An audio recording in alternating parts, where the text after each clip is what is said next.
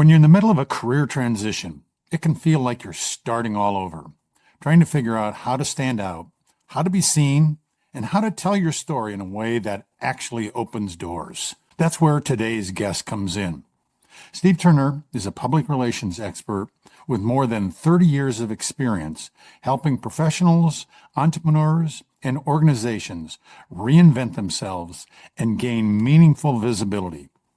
He's the co-owner of Solomon Turner PR, an award-winning agency, and the author of the book PR That Works: Real Strategies, Real Campaigns, Real Results. Throughout his career, Steve has worked with major brands, top entrepreneurs, and high-performing professionals, helping them navigate pivotal moments of change and position themselves for success. What makes his approach especially valuable is that it's practical. He breaks down PR and personal branding into clear, actionable steps that anyone can apply. Today, we're talking about how to use PR and personal branding as powerful tools during the career transition. Whether you're job searching, launching something new, or redefining your professional identity, Steve is going to help us understand not just how to get noticed, but how to get noticed for the right things. Steve, welcome to People in Transition. Yeah, hi. Excited to be here. Thank you for having me on. Steve, let's jump right in. I think that to make certain that everyone is playing on the same page, we should define what personal brand is, especially for someone who's job searching. Well, it's your visual and audio and print, putting it into PR terms, communication to the audience that you're trying to reach. So in other words, it's your appearance, it's how you come across with your personal positioning and messaging as you seek employment or make this transition. And it's also the communication style of how you're trying to approach people as you make that transition from one job to another, perhaps one industry to another, or perhaps just a total career change where you want to do something totally different than what you did before. And Steve, when someone is navigating a career transition, how should they start thinking about their own personal brand? Yeah, I would say you want to look like the job you're seeking. In other words, professionally speaking, how do you look on LinkedIn, for example? And if you're using another social media form, how do you look there physically and visually? So, in other words, you want to have the right photos. Some people have posted on LinkedIn and haven't gone back in like the last 10 years. Well, let's update that. Let's get something that's going to make you look good, that's modern and contemporary from a visual standpoint. Let's update the information of how you communicate to people that may be looking you over for potential employment. So are the facts up to date, your job responsibilities, things you've done, charitable work, endorsements from others? Can you beef up your testimonials? Are there things that people talked about 10 or 15 years ago but need to be updated now? Who can you talk to recently that can help you with updated testimonials from the last year, the last 2 years, the last 3 years, those kinds of things? And finally, you want your education brought up to date, anything that will help your argument and help you stand out among the crowd so you're just not lost in the shuffle and you're somebody that's totally up to date, well qualified, and well fit for the job you're seeking. Is there a connection between public relations and personal branding? And the follow-up question to that is, why do both of those matter in your job search? Yeah, they're very important. If you're trying to stand out from the crowd, personal branding and public relations from a personal standpoint are very important. What can you do that differentiates yourself from everybody else? What problem can you solve? I talk to people and I am recommending they do white papers or some kind of writing if they can, and post that on their sites where people can find them. Something that solves a problem that a future employer may look at and say, yeah, we need this person because they can do these things, and this is exactly what we need. If you don't have that clearly stated and out there in a format that can be understood, then no, you aren't going to stand out from the crowd. I also think that people need to put out there anything they've done, whether it's speaking engagements, let's get those out there somehow. If there's videos of those are great to have. If you've been in business a long time, chances are you had an article written about you at some point. So let's make that accessible so you stand out. So there's things like articles, interviews, and just writing things, a blog or white paper to help you stand out from the crowd. And if you're not a great writer, you can always hire somebody to do that for you and really give you some leverage competing against everybody else that's out there. Steve, you mentioned white papers and potential videos. Are there other things that professionals can use to build their visibility when they don't have a large budget or they maybe can't afford to have a ghost writer or ghost producer for them? Yeah, the writing can be done very economically. If they can't do it themselves, they can use AI to a certain degree, not to write the whole thing, but to give them some ideas, and they can always tweak some things and get creative from a starting point with AI and make it better. You can also hire a freelance writer that may charge by the hour. So somebody that charges $20 an hour, maybe it'll take them 3 or 4 hours to put a piece together for you, and then you've got it. That's $100 or less. So there's a lot of folks like that out there where you can operate inexpensively and get to the goal. An editor might be good too for those kinds of things. Or if you have videos, maybe you hire a video editor and pay them by the hour to put a couple things to make it into a nice reel for a job search. So all those things can be done. Maybe you've been videoed during speaking, or you have really nice photos. Maybe you've been videoed doing some other things. Maybe you've run marathon. I mean, there's all kinds of extracurricular stuff you can wield together into one piece that kind of makes a very interesting video and very good storytelling to get somebody interested in you and hiring you for a position. Steve, from your perspective, how important is an online presence today? And what do you think the must-haves, the gotta have this for your own credibility? Yeah, I think the important thing, of course, is LinkedIn. You need to have a really nice LinkedIn page if you're going to be pursuing other opportunities. And again, it gets down to your photo and the information underneath. That's an absolute must-have. And then I like the idea of doing the extra stuff, the writings, a white paper, some kind of blog, any interview where anybody has interviewed you. If you've been quoted in an article, you can kind of get those things out there, testimonials. If you have done some charity work, I think that's very good. You should get people from that charity to put a testimonial on your site that you're active in the community, that you're an all-around great person, and this is the impact you're having. So the impact is going to go way above the job you're seeking, but also going to help that company improve their own brand in the marketplace. And you can be a part of that, and you show how you're able to do that. So these kind of extra things, which don't cost a lot of money, I think can be very effective. And again, help position you against everybody else that's looking for the same thing.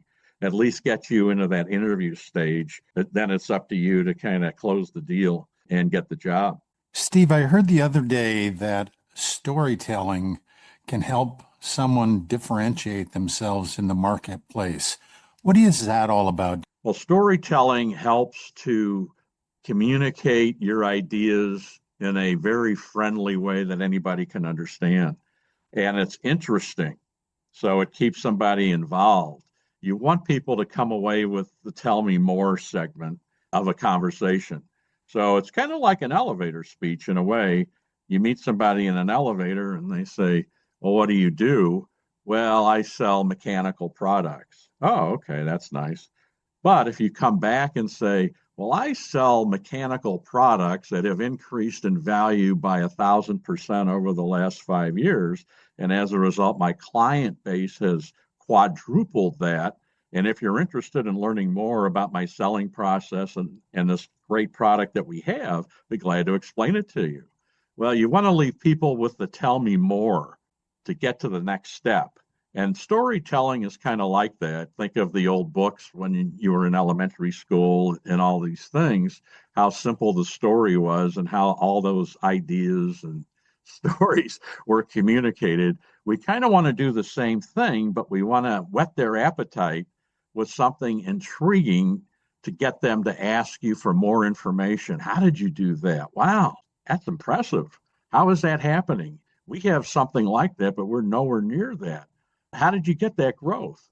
So if you can come up with a story that kind of answers those questions, I think you're way ahead. And that's how you use storytelling. If you have the time and the budget, you can do it other ways through a writing or even a video or different things like that. But if you can make it interesting and exciting for somebody when they speak to you, if you go to a networking event and there's people there that you want to meet that could be very valuable to you in the future, figure out a way to tell your story. Make it interesting at the introduction. Get to know them a little bit and kind of move forward with something that they'll remember and then something they might think about later on. Let's shift gears just a bit here, Steve, and talk about career pivots. How can individuals leverage PR and personal branding to successfully pivot into a new business or to a new career path? Yeah, in fact, I have done that at least once or twice. So the interesting thing is to figure out what the career path is at that point in time and the tools, the leverage pieces you're going to need to move ahead. Figure out the contacts you've made, the connections you've made, and how they relate to the new industry you wish to be a part of. And there are those people out there. You just may not realize it at the time, but take a deep dive into all the people you know, the ones you're friends with, the ones on the periphery, and figure out, oh, they can get me connected to this company, or they can get me connected into this field that I'm really interested in. And then kind of move from there. From a PR perspective, again, if you've had articles or interviews or anything like that, even in an old job, you can maybe even edit those with some specific spicy bites that I think will help you as you talk to new people in a new industry, things like that. Well, I was great in sales in mechanical stuff, but now I want to sell these kind of products, so I'm transitioning to this different industry. Or I have a great base of knowledge and information in this, and I think I can use some of this to transform into this other one. So let's figure out how to do that.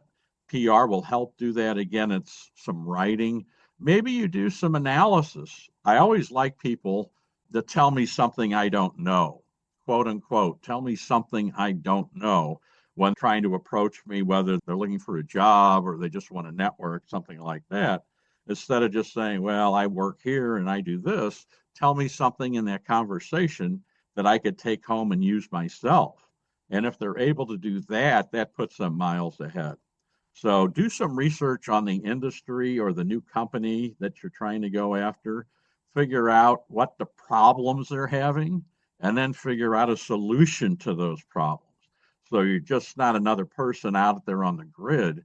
You're actually providing a solution to an issue or a problem they may be having. And it's worth a look. It at least gets somebody to take a look at who you are and what you're doing and how you might be able to join their team and be successful. I like that. Find out what their problems are and how you bring a solution to it. Because so many skills that you have really are transferable to the new environment, even if they don't seem to just exactly match up, right? Yeah, absolutely. And if you've been out in the workforce for a decade, 2 decades, or longer, you have a base of knowledge of different things, probably working with different companies, whether you've sold them products or services, or you've just interfaced with them and doing normal business. So you have that knowledge base, and let's put it to work. And you can research other companies and other industries and find out what the problem areas are. I mean, some of those things are pretty evident. You can look at articles all over the place and kind of come up with a synopsis. You can look at trade journals. You can look at their company website and say, oh, well, they're doing all these things, but what if they did this? Or maybe they're adding that. Or if it's a public company, obviously there's all types of information out there and interviews with CEOs and things like that that you can find. But do your homework, do some research, find out what those crucial points are. And maybe you know somebody in that industry you're trying to transition to, or with the company you're trying to transition to. Take them out for coffee, take them out for a lunch, see what they know, pick their brain a little bit. What problems are you guys having? What are you guys looking for? Are you hiring? What kind of people are you hiring? What need can I fill with you guys? Make the match.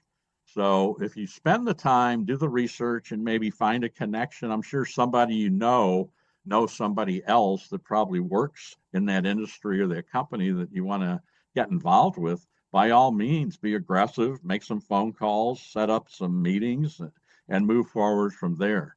Steve, my experience has been that people that are making that career change can oftentimes confuse or lose their audience, the hiring manager, because it's not one of those round peg in a round hole. You're doing something a little bit different with your skill sets. Any suggestions or coaching in terms of how do you help that audience hear what you're interested in and the direction that you're going to without confusing them? Well, again, I think it's trying to answer problems that company or that industry may be having and writing that out and showing on a resume problem solver for these kind of things and address some of the issues the company may be looking for, no matter your background. If it's something close, obviously, a very harsh transition. Well, I want to run a dude ranch and I've been selling tires. Yeah, I mean that's a big switch and transition. So you've got to work on your storytelling with that one. But most of the time, you've got some kind of knowledge base that you can adjust and tweak and put together that may make sense for the hiring manager and come up with some people that work in that industry that can give you some guidance and pointers as to what to look for and what the hiring people normally look for, and see if you can adjust to their way of thinking and come up with some good ideas that might be a fit for them. And if you can do all these things, I think at least they'll take a look as opposed to just casting your resume aside. Well, they're in the wrong industry. I've got 100 people here that work in our industry now. What do I need them for?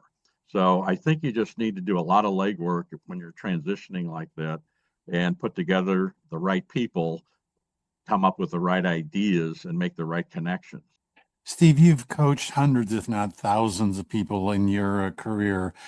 Let's look at some of the common mistakes that you've seen people make when they're trying to enhance or maybe even reinvent their professional image. Yeah, the first thing is eliminate things that would prevent people from hiring you.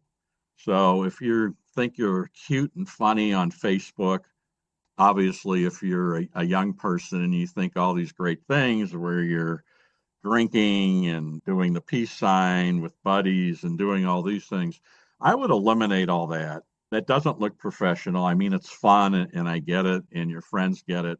But if you're really seeking employment or transition, you want to get rid of that kind of stuff. Again, you want your LinkedIn to be brought up to date. You want to look professional. You want to wear the right clothing. You want to look like the job you're pursuing. And if that's a sport coat, those kind of things, you want to make sure you've got that covered. Hair done right, these kind of things. So eliminate the negatives first and then look at the positives. How can we build the positives on LinkedIn and some of these other places so that we can build your brand? And for some people, a lot of it is what we call thought leadership, which is trying to establish yourself as a thought leader in your industry. And you say, well, how do we do that? I only have so many years of experience or whatever, but I've solved a few problems. Well, let's write about that. Let's write a white paper or some kind of a short article or something that you could post on a LinkedIn page or your own website or something like that. And let's start there. Let's see if you've done any interviews. Let's highlight those. Let's do things that help you stand out. And again, position yourself against everybody else that's out there. So those are the kind of things that we look at. Speaking engagements are good. Even one or two. I spoke to the Rotary Club. I spoke to Kiwanis. I spoke at the Chamber of Commerce. I led this committee. I led that committee. Those are all good things to list. And charity work is really big, I think, in today's marketplace, showing that you're just not one-sided, that you're well-rounded. And I think that's important to list that. So if you can get involved somehow with this charitable organization or two, maybe serve on a board or at least be a consultant, I think that'll work in your favor as well. So you've got all these tools that you can look on as ammunition to help you in your fight to make that transition and up your game, so to speak, on social media and elsewhere. But I think it all comes together. Some people, we recommend occasionally that they write a book. And this can be costly, of course. If you're on limited funds, it's probably not an option. But if you can budget some money, you can do it. There are companies now that automatically will do it for you for a fee, and they interview you and then come up with a book, and they do the graphic design for the cover and so forth. And you have a book, and that book automatically elevates you against the crowd. So if you've written a book, and I know there's a lot of books out there now, but if you've written a book, people take you a lot more seriously than if you haven't. And that's just the way it is. So if I go out and I say, yeah, I'm Steve Turner, author of PR That Works, they're going to like, oh, okay. How'd you write that? What's that all about? As opposed to just I'm in the PR business. It automatically elevates you. And I think it's a great tool if you're able to do it. Some really great ideas there in terms of how to really help yourself stand out in today's marketplace. Let's look at the other side of that coin. Is there such a thing as over branding or just trying too hard? And if you think that it can be possible to overbrand, how can we avoid that? Yeah, I think one problem with individuals and companies for that matter is they try to be all things to all people. So we're trying to get out there, build our brand and so forth. And it's like, well, we want to be on LinkedIn, of course, but what about Facebook? What about Instagram? What about X? What about Pinterest? Well, you can't do them all, and you probably don't have a good message for all of them either. And unless you have a huge following already or things like that, I would just call it a waste of time on most of them. But if LinkedIn is really where you need to be, I would hone in on that and not worry about the other stuff so much. I mean, yeah, occasional Facebook thing in conjunction with you or your business is fine as long as it's not silly. Reaching beyond that, I think you're just watering down the product and you're wasting your own time because you're just going out there with stuff that nobody's going to look at, nobody's going to consider seriously. So don't do it. If LinkedIn is really your home base, so to speak, for social media, then work on that. Figure out how to reach the audience the best on LinkedIn, how to communicate your message on LinkedIn. What can you post that's going to be educational on LinkedIn besides, hey, I'm great, hey, I'm great, hey, I'm great. What else can you post that people are going to know and say, hey, that's really a good idea. I like what Bob just had to say. So look at those things and kind of be more focused on one thing as opposed to trying to satisfy everybody that's out there.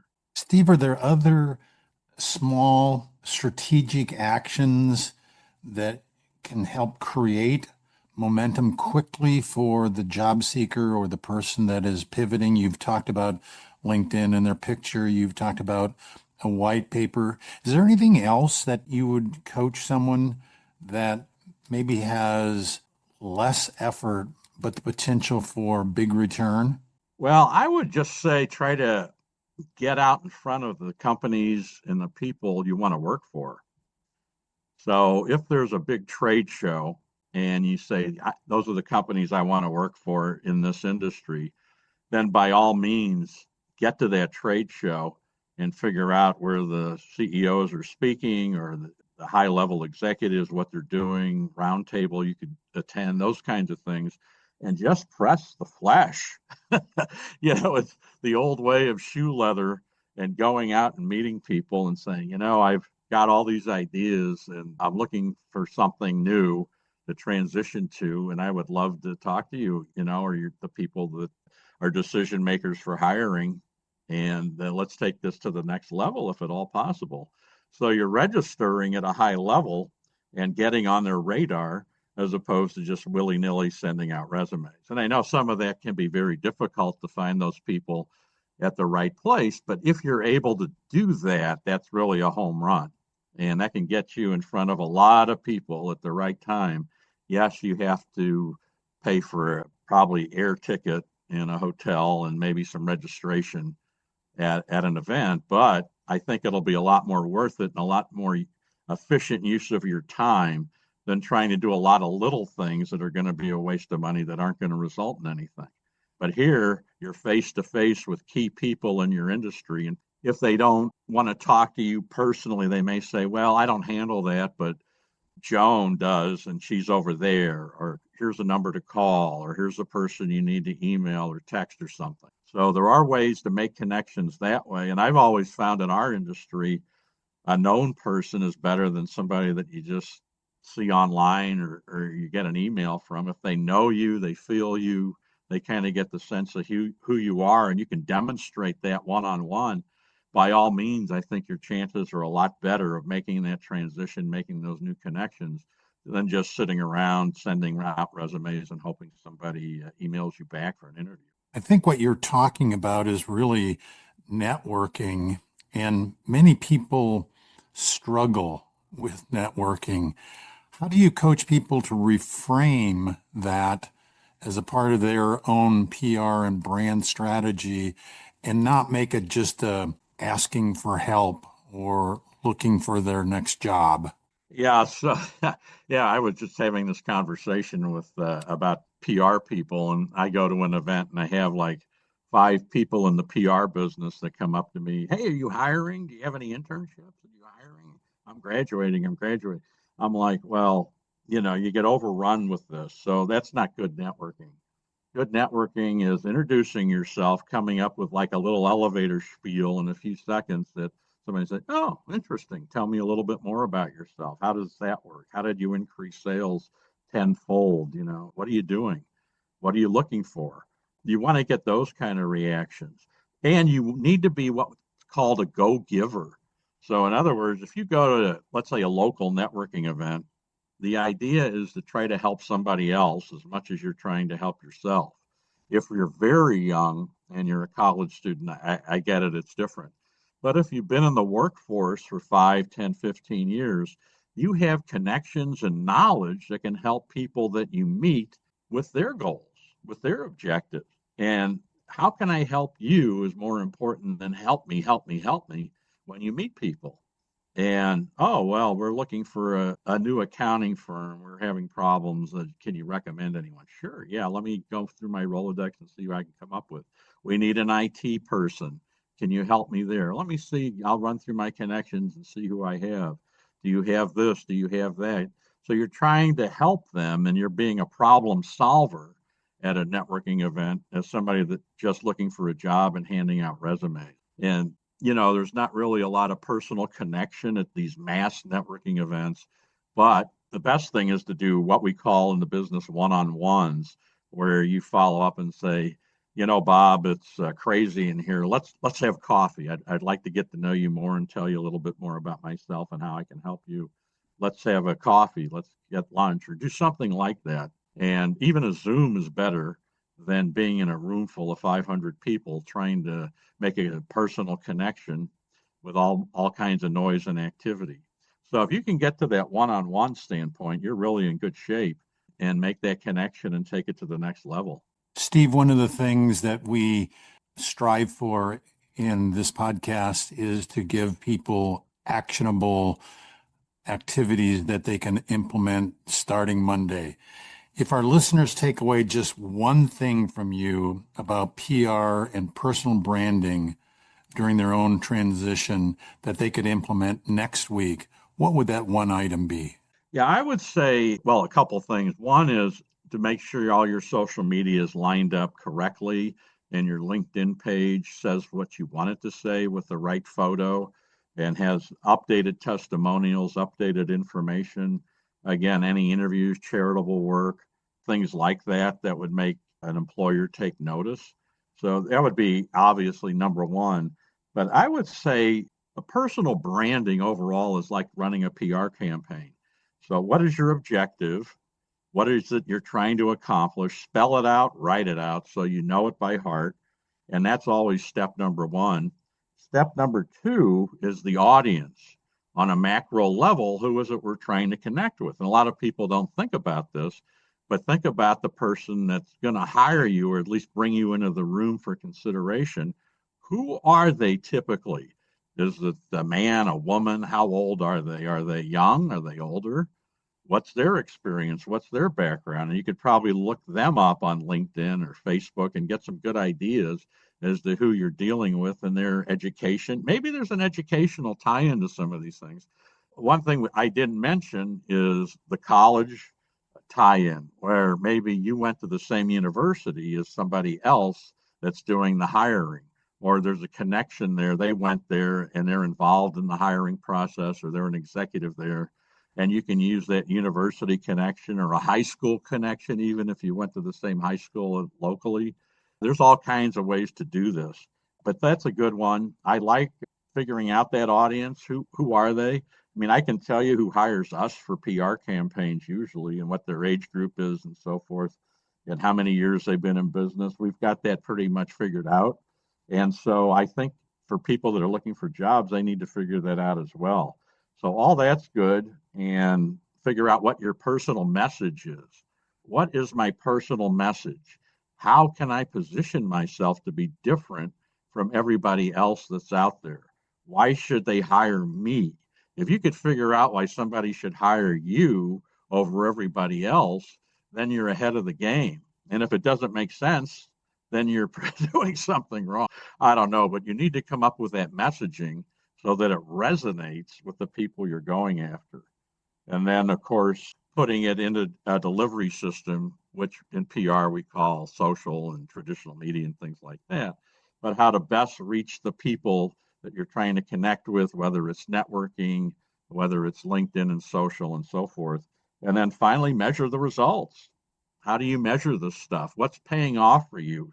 Is social media, your stuff on social, getting a lot of looks, or does something need to be tweaked or changed? So you want to look for the best investment, not only with your money, but your time, because your time is so valuable when you're doing these kind of things. And it's the only thing that you have that you own is your time. So you want to make the best use of your time to get in front of the right people with the right message who are the right audience. Steve, thank you so much. I hope our listeners enjoyed and got fired up. Let's start building your future together. Make certain that you understand your own personal brand and that there are resources out there to support you. Steve, I really appreciate your thoughts and the insights that you provided today. Thanks a lot. Thank you. Enjoyed being here.